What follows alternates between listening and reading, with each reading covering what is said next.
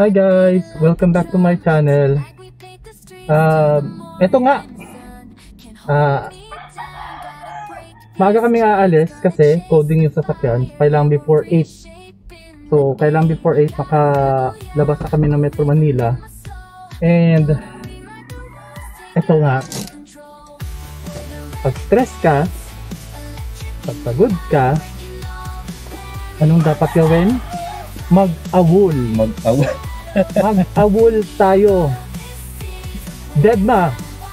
So, awol tayo. So, punta tayo na Real Quezon.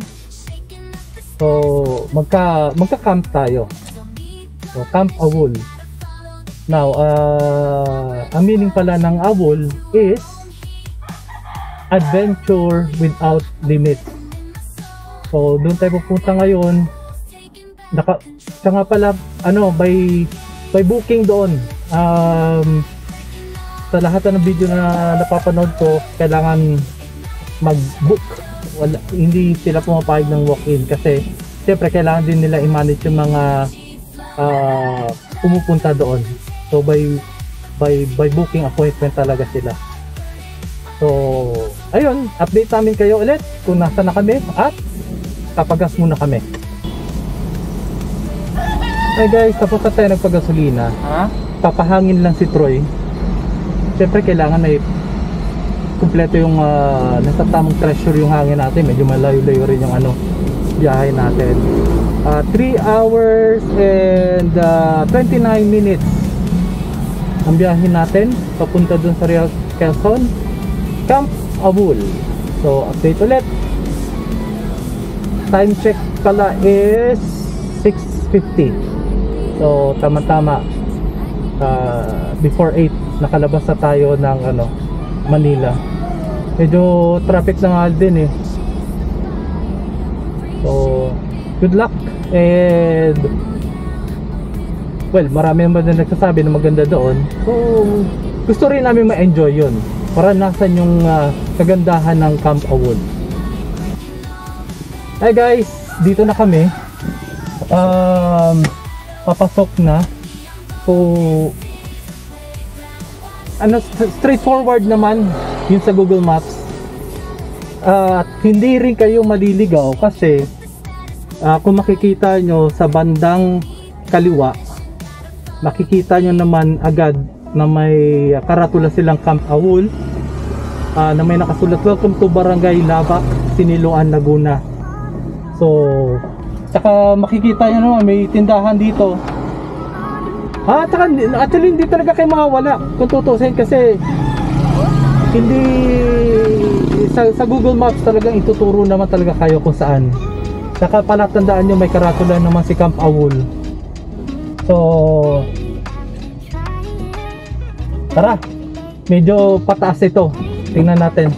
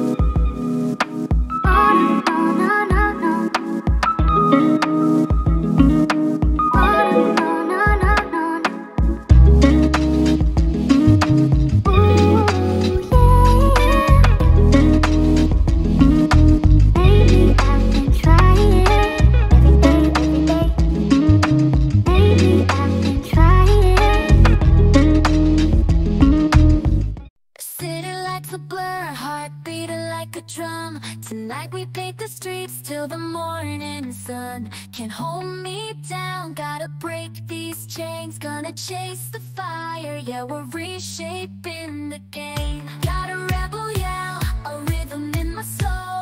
Gonna rewrite the rules, taking back control. We're the renegades, electric in the night, breaking all the barriers, taking flight, igniting the shadows.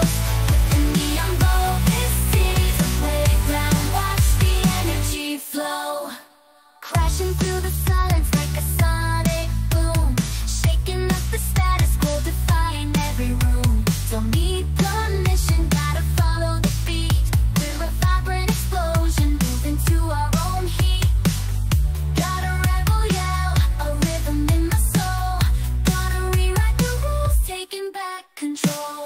We're the renegades, electric in the night, breaking all the barriers, taking flight, igniting the shadows with the neon glow. This city's a playground, watch the energy flow. Let the rhythm take you, let the bass ignite. We will wildfire, burning, burning, oh so bright.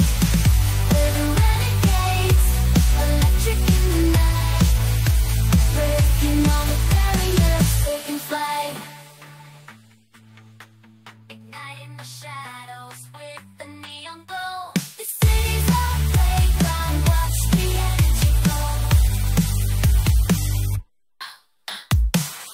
We're the renegades, electric in the night, breaking all the barriers, taking flight, igniting the shadows. Baba Jeje. na po. RC. Ano po? Kelsey. Meron. Meron. Saan yung ano? Yun na lang? Guys, andito na tayo sa ano? Sa Camp Awul. So, ayan. Ito pala yung mga ATV nila. Ayan. Ito. Tapos, bali ito yung reception nila. Antay lang natin yung in charge. So, Tampilan Tower.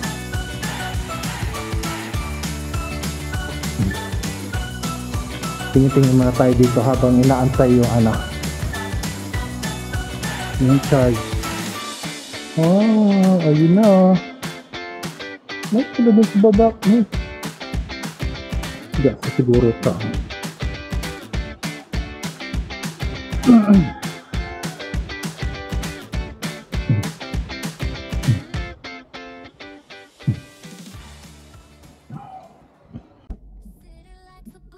Nakapag-check-in na tayo, guys. Ano na tayo? Tawag nito? Punta na tayo sa location ng actual sa pagka-pumpingan natin.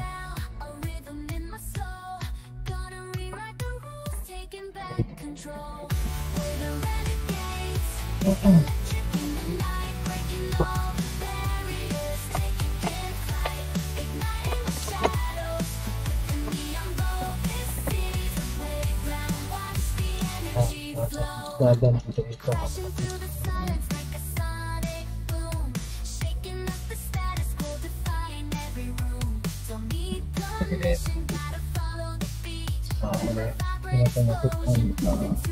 Sabi na ko, ano na may dam?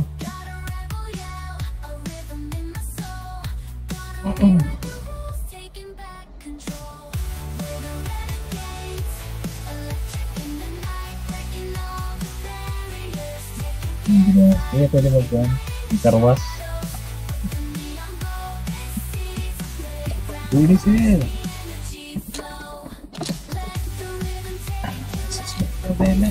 Ingat. Lepas dulu. Dulu po, kuya.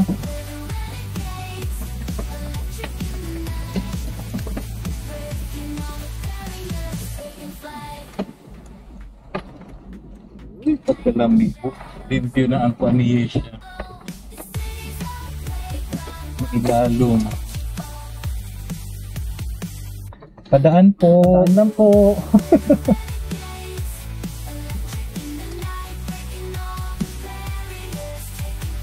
Doon pa po sa dulo o? Ay, dito na.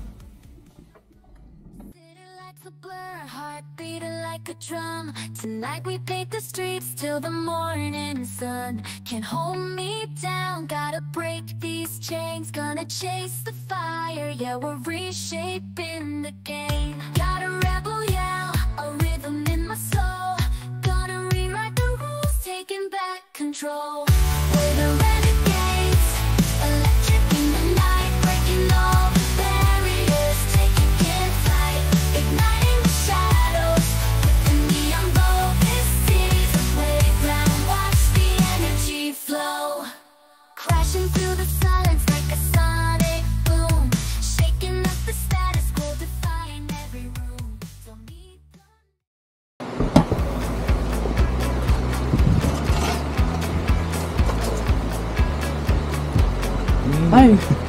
Hi guys, pag-set up na rin. Ito, kape muna tayo. Maaga pa, alas 2 pa lang ng hapon. Kape muna tayo. So, kapag breakfast naman din na kahit pa paano. Yung lunch, sabay na sa dinner mamaya. So, bread na lang muna tayo. Snack na lang muna tayo hanggang mamaya. Kasi mamaya ano tayo, luto, then ligo, then kain, then tulog. Ganun lang, di ba? Kaya nga tayo nagka-camping para makarelax. At walang signal pala dito guys, ha? Walang signal pero may wifi daw. Pero hindi na kami mag-a-avail ng wifi para totally disconnect talaga tayo sa internet. At syempre sa social media na rin. Bawas negativity muna tayo ngayon.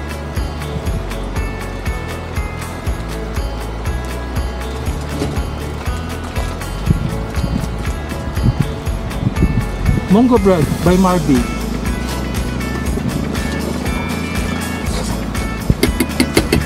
Marby, bakan man.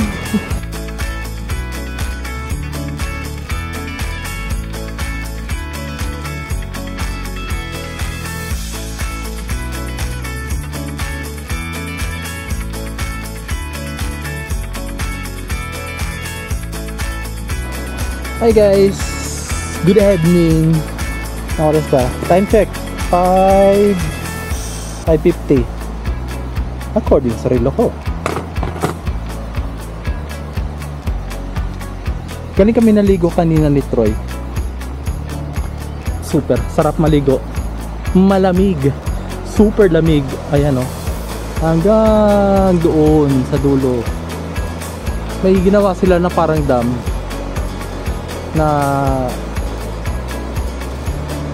nung tinin ako doon sa taas, doon para may ano, ginawa nilang pool.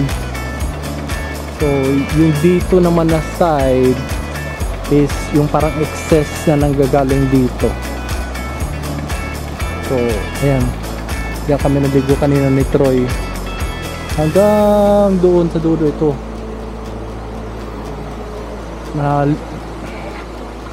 nakaligo na rin ako, nag washing. Kapag luto na rin kami, nakakapagod. Yan, painit si Troy. Yan, forever kulo. Yan, kanin. At dahil wala kami dalang mantika, kalimutan. Ayan. So yung pinaglutuan ng tosino, yun na lang din ang pinaglutuan ng tatlog. Maya kakain na kami. Tas parang pagod ngayong araw na to. Set up yung tent namin, no? Tent namin maganda, malaki, ang hirap i-set up. Good for 4 person itong tent namin. So ayan, dyan yung yan yung bukasan. So tour tayo sa tent.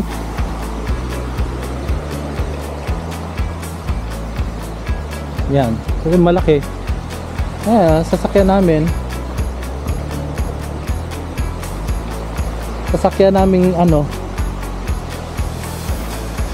kinaya na yung new highest point.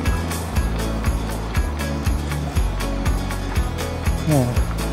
Si Troy tsaka yung Blue Yeti namin na ngayon lang ninyo makikita. The Kenaman.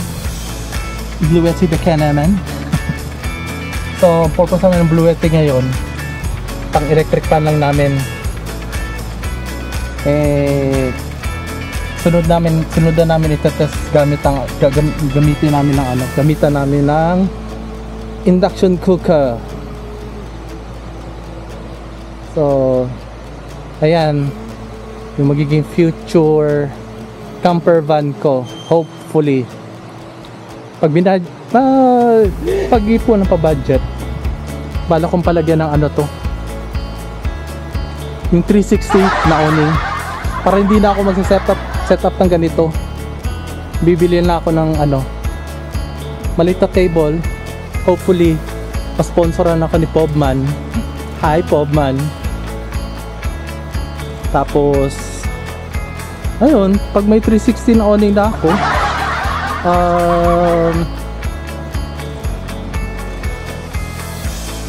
syempre doon ako sa ilalim ng awning ko preso. Hindi na ako magte-tent kasi in the future, pag ako na lang car camping. Salamat nga pala sa magandang lugar na ito, Camp Awul nga pala.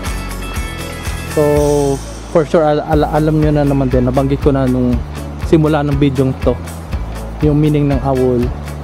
Nakaka-relax kasi yung tunog ng tunog ng tubig na humahampas sa mga bato. So ayan, bukas panoorin nyo na lang din yung sa drone shot ko kanina. Nagpalipad kasi ako. So basta maganda yung place. Again, by booking ito. Specify nyo pala pag pupunta kayo dito, pag sinabi nyong tent pitching is magkaiba sa car camping. So pag tent pitching, may mga specific platform lang na kung pwede doon kayo pwesto, pero malayo sa sasakyan ninyo. So kung balak ninyong mag camping na katabi yung sasakyan ninyo, car camping ang sasabihin ninyo pag nagpa-reserve kayo. So far yan, nakita nyo naman may mga kasama kami ngayon. Kahit sabi mo malayo dito, talagang dinadayo sila. Kaya strictly talaga by booking talaga sila. Hindi pwede yung walk-in. Siguro tumatanggap sila ng day tour, not sure, pero iba pa din yung may booking ka.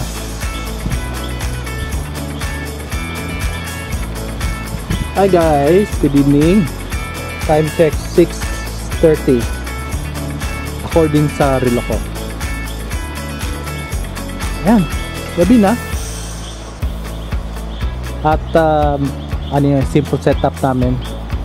Tingnan nyo guys ang paggabi na rito. Maganda, as in super ganda. Ayan. Maganda yung place, maganda. 500 pala, yun ang nakalimutan ko sabihin, 500 per person pag car camping.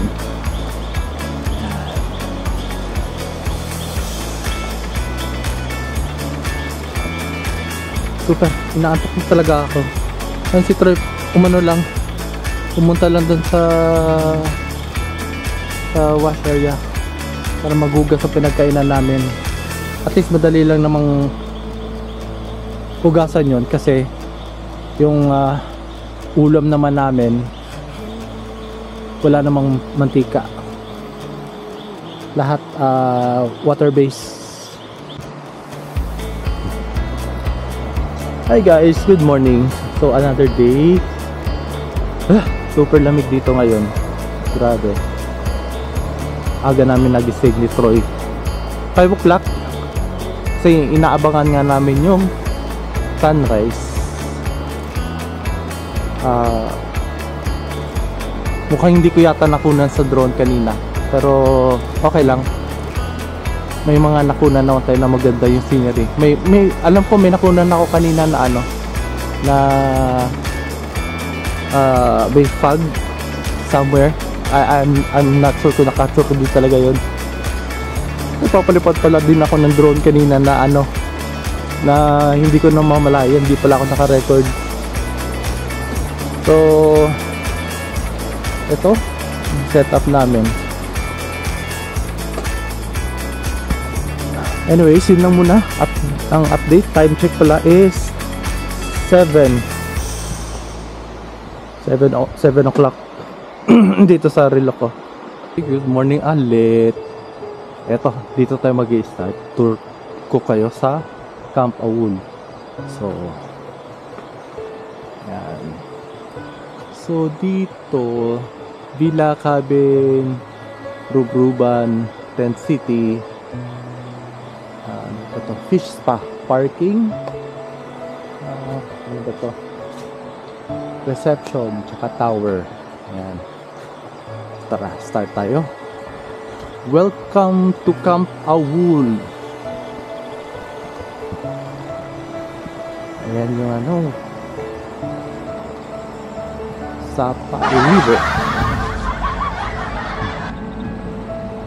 Ang ganda dito. Maganda. Malinis. Siyempre, malamig. Nung dumating kami kahapon, siyempre, forest to, malinsangan. Pero ngayon, lamig. So, ito yung isa sa mga villa nila.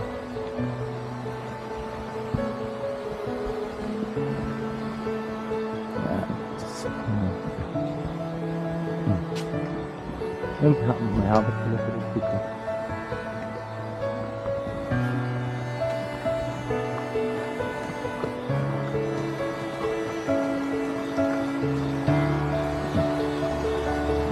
Isa pa sapa dito.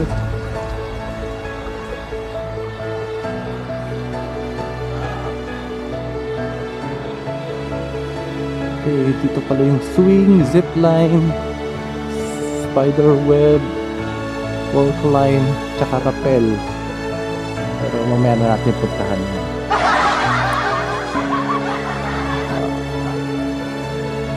Swing, zipline, spider web, tower, walk line, rappel, tsaka bridge. Okay. Ito yung isa sa mga cabin nila, Saiga. So, nag-prepare na muna. From sa location namin papunta sa CR medyo malayo.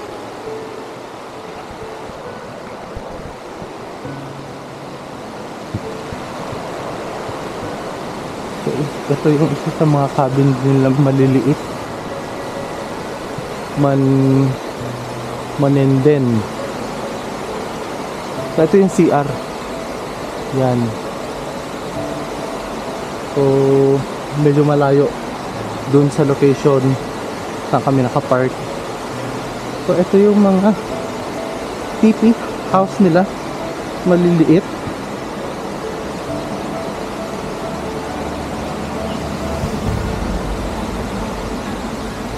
Ayan.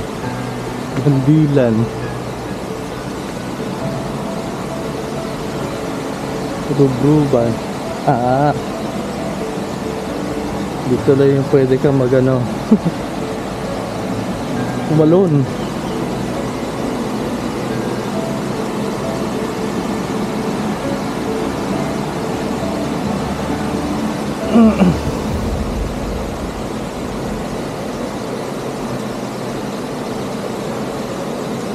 Tara.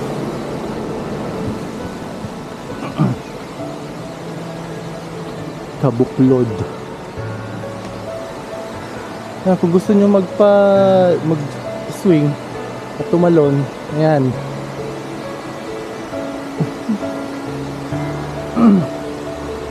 Might mat. Punta natin yung ano,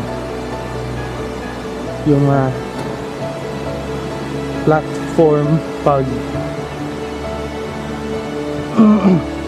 tent pitching yung binook ninyo na accommodation dito. Yun nga kasi magkaiba pala yung car camping sa tent pitching. So pag sinabing tent pitching, may mga gamit ka, iwan yung mga gamit. May mga tutulong naman sa'yo magbitbit ng gamit papunta sa location kung saan kayo mag tent pitching. So malayo kayo sa sasakyan. So kaya cabin villa, fish spa, parking. So tent pitching dito, ito yung sinatawag nila na platform. Ito yung malaking platform nila. So yan yung mga platform na Decathlon din pala ang gamit nila.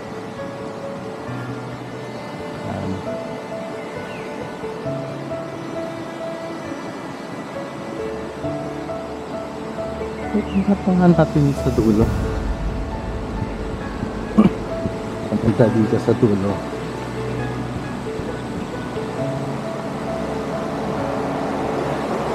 Sabi ko pa ayun siya pala si Manong. Nakita ko kanina may bit-bit ng damo. May mga baka pala sila. Ay may kabayo din pala.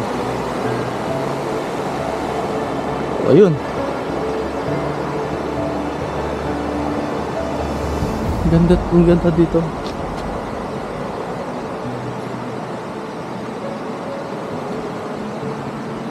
So yun na muna guys. Update ulit pag paalis na kami. Pero sa ngayon, enjoy na muna namin ang magandang view dito sa Camp Aul. Good morning po.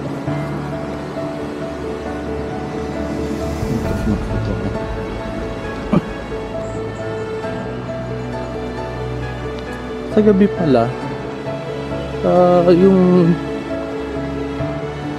lighting naman dito sakto lang yung pagkaka-distribute ng mga ilaw. So hindi masyado madilim, hindi masyado maliwanag. At saka isa pa yung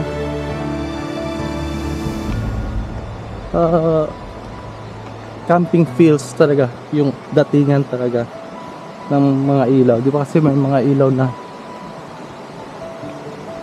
parang hindi relaxing, ika nga.